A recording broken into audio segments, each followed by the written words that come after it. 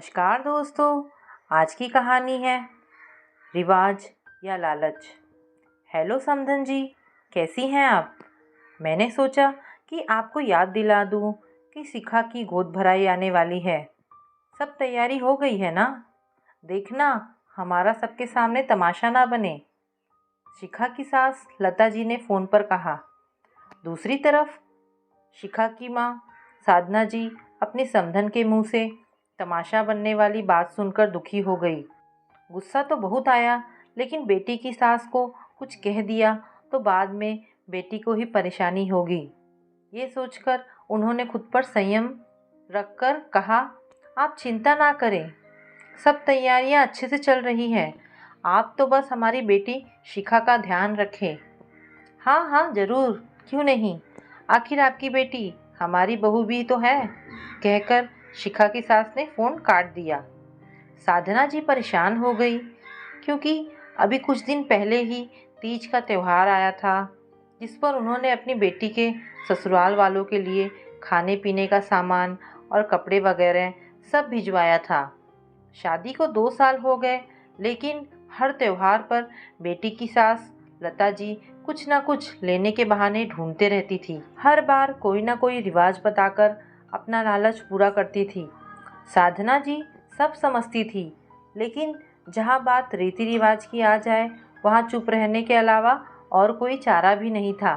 शिखा उनके घर की बड़ी बेटी थी। उसके 2 छोटे भाई बहन भी थे और दोनों ही पढ़ाई कर रहे थे।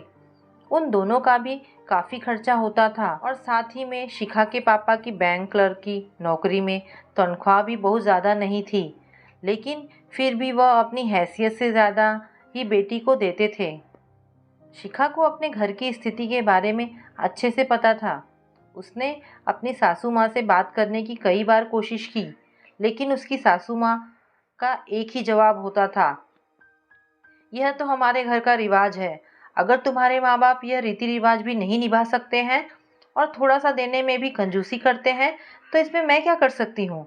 हमारी रस्म रिवाज तो उन्हें पूरी करनी ही पड़ेगी, और इस घर की बहू होने के नाते तुम्हारा भी यही फर्ज बनता है कि तुम इस घर के तौर तरीके अच्छे से अपना लो। सासू माँ से तर्क वितर्क करना शिखा को अच्छा नहीं लगता था। उसे अच्छे से पता था कि उसकी कही हुई बातों का उसकी सासू माँ पर कोई असर नहीं होने वाला। कई बार उसने अपने पति लोकेश से भी बात करने की कोशिश की, लेकिन कोई फ़ायदा नहीं हुआ, क्योंकि इस मामले में जब भी लोकेश अपनी माँ से बात करता तो घर में बवाल आ जाता। घर के बड़ों के बीच की बात कहकर लता जी उसे भी चुप करवा देती। फिर गोद भराई की रस्म का दिन आया।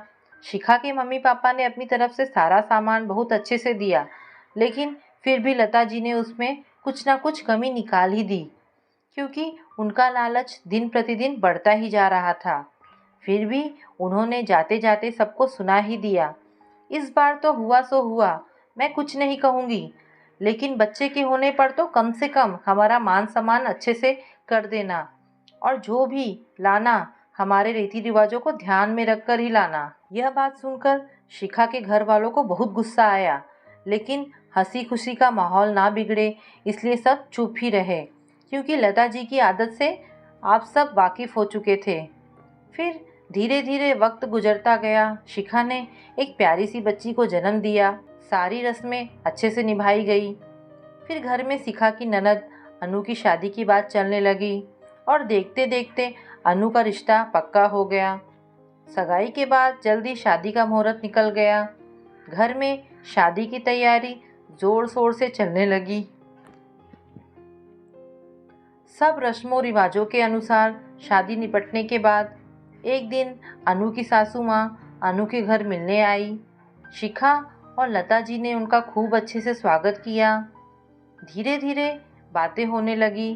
फिर अनु की सासू माँ ने कहना शुरू किया, देखिए समधन जी, शादी का माहौल था और आप लोग भी काफ़ी व्यस्त थे, इसलिए मैंने उस समय कुछ नहीं कहा, लेकिन आपने हमारे रीति रिवाजों का बिल्कुल भी सम्मान नहीं किया और ना ही हमारे रहन सहन के हिसाब से लेन देन किया।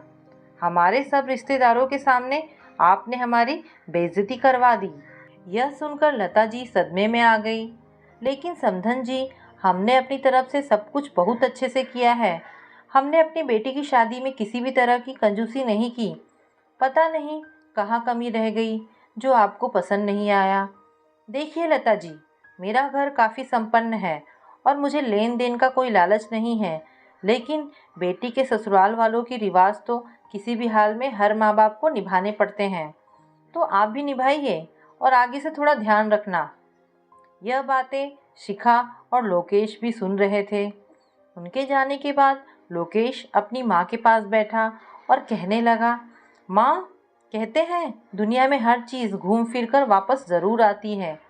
आपने जो अपनी बहू के साथ किया या उसके मायके वालों के साथ जो किया, हूबहू वही आपकी बेटी के साथ हो रहा है। कल तक जब आप रिवाजों के नाम पर शिखा के मायके वालों से हर बार कुछ ना कुछ सामान मंगवाती थी, जबकि आपको अच्छे से उसके घर के हालात के बारे में पता था।